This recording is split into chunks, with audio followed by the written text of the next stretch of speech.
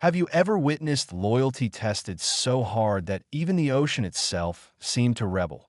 This is the story of a Navy officer who was humiliated, cast out, and left broken, until a nuclear submarine defied direct orders and changed everything.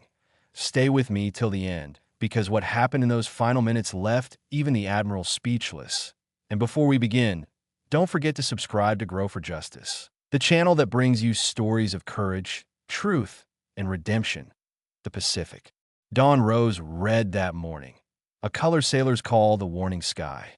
The USS Regent, one of the U.S. Navy's largest aircraft carriers, cut through the ocean like a floating fortress. On deck, hundreds of crew members prepared for routine operations, unaware that history was about to unfold beneath their feet. Lieutenant Commander Elena Hayes stood at attention, her posture perfect, her expression unreadable. But inside, her heart raced. She had spent 14 years serving her country, earning medals, respect, and the loyalty of her crew. Yet today, she faced public humiliation. Before her stood Admiral Conrad Reeves, an Iron Man with a reputation as cold as the sea. "Lieutenant Commander Hayes," he barked, his voice echoing across the deck. "Effective immediately, you are relieved of duty and ordered off this vessel." Gasps rippled through the ranks. Elena's jaw clenched. "Sir, may I ask why?" Reeves leaned in, his words sharp enough to cut steel. "Because you disobeyed a direct order last night. You diverted a reconnaissance drone to track civilian distress signals instead of following my tactical directive. You put emotions above command. That's not Navy protocol." Elena's eyes burned. "There were lives at risk. Enough." Reeves thundered. "You are dismissed."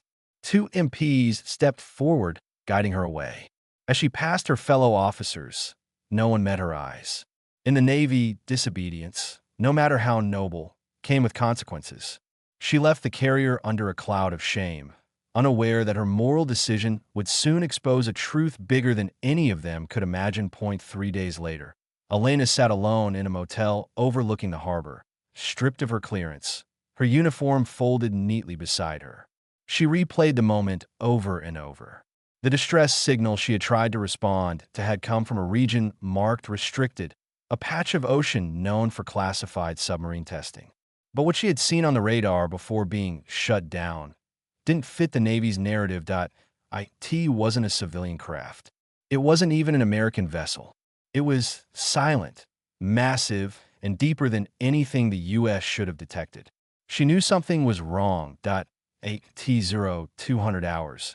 Her phone buzzed with an encrypted message from a private military channel she was no longer supposed to have access to. The message read, "We saw it too. They're hiding something under the trench. Meet at Dock 9.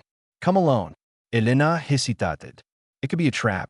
But her instincts, the same ones that had saved lives before, pushed her forward. She threw on her jacket and drove through the misty darkness to the docks. There, waiting in the shadows, stood Lieutenant Marcus Cole, her former communications officer. "They've been running silent exercises," Marcus whispered, glancing around. "But something's wrong." A nuclear sub, the USS Lancer, was ordered to remain deep under. "It hasn't reported for 36 hours. Elena frowned. "That's impossible. The Lancer has redundant fail-safes." Marcus nodded grimly. "Unless someone up top ordered it to stay silent. Reeves has been transmitting encrypted signals to an unknown frequency since your removal." Elena's stomach turned. The Admiral had buried something, and her dismissal had been part of the cover. By dawn, news had quietly spread among the fleet. The Lancer had gone off-grid. Reeves told everyone it was a technical blackout, but Elena knew better. Unable to sit idle, she reached out to an old friend, Commander Darius Holt, stationed on a nearby destroyer. Using his clearance, she accessed satellite data showing unusual underwater movement near the same coordinates she had flagged days ago. The signature was unmistakable. The Lancer was moving, but not under Navy control. Someone, or something, had hijacked the nuclear submarine. Meanwhile, aboard the Regent, Admiral Reeves was in full command mode, barking orders and silencing questions. "No one outside this deck is to know about the Lancer. This comes from the top," he snapped. But deep down, his composure cracked. He knew Elena had seen too much. That afternoon, a drone operator interrupted his meeting. "Sir, we're detecting rising sonar interference near our sector. Something big." Reeves frowned. "Define big." "Sir, it's the Lancer. It's surfacing." "What?" Reeves shot up, face pale. "It doesn't have clearance to surface." But the ocean doesn't wait for orders. Within minutes, alarms blared across the carrier deck. Sailors rushed to the railings as the sea before them began to churn violently. The surface broke open like a beast awakening. Then, rising through waves of foam and thunder, came the black steel hull of the USS Lancer, a nuclear submarine emerging without authorization. Right in front of the carrier, Reeves froze. "Give me visual confirmation." The feed showed the Lancer's conning tower, its hatch already opening. And standing there, battered but defiant, was Commander James Porter, the sub's captain. He was alive, but his face told a story of mutiny, chaos, and betrayal. Through the comms, his voice came, ragged but steady. "Admiral Reeves, this is Commander Porter. We have surfaced against direct orders. I repeat, against orders." "Porter, you're risking court-martial." Reeves roared.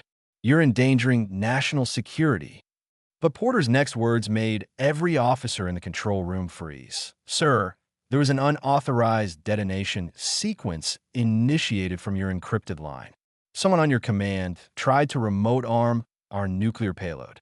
We disabled it manually. If we hadn't surfaced, you'd be looking at the largest unsanctioned nuclear incident in U.S. history." The deck fell silent. Reeves went pale.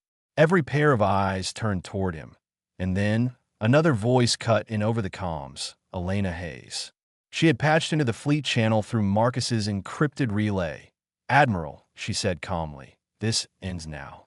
Reeves's hand trembled over the console. "Hayes, you're violating direct Navy protocol." "No, sir," she replied. "You violated the oath we all swore. To protect, not endanger. You buried the truth, you silenced your crew, and you nearly triggered a disaster." On the deck, sailors watched in stunned silence as the Lancer floated defiantly before the carrier. A silent witness to the truth, Reeves tried to regain control. "You think anyone will believe you?" Elena's voice hardened. "They don't have to believe me, sir. They just have to listen." At that moment, she transmitted the full encrypted logs, the data showing the Admiral's unauthorized commands, straight to Naval Command and the Pentagon. Within seconds, the room erupted as multiple channels lit up with verification requests. Reeves's career, his secrecy, and his lies, all exposed. 2 days later, Elena stood once again on the Regent's deck. But this time, no one looked away. The same officers who once watched her walk off in disgrace now stood in formation. The same admiral who had humiliated her now faced an investigation that would end his command forever. A rear admiral approached her, handing back her insignia. "Lieutenant Commander Hayes," he said quietly, "by order of the United States Navy, you are reinstated effective immediately. The fleet owes you more than we can say." Elena took the insignia, her eyes glistening, and looked out over the sea. The horizon shimmered with light, the waves calmed once more. For the first time in days, the ocean was quiet, not because it feared command, but because justice had been served. That night, as she stood alone on the deck, Marcus approached. "So what now?" Elena smiled faintly. "Now, we rebuild. We remember that truth always surfaces, just like that submarine." And as the carrier's lights glowed against the night sky, she whispered to herself, "My father once said the sea never forgets. Turns out, neither do I." Friends, if this story gave you chills, don't forget to subscribe to Grow for Justice, the place where real courage, truth, and justice find a voice.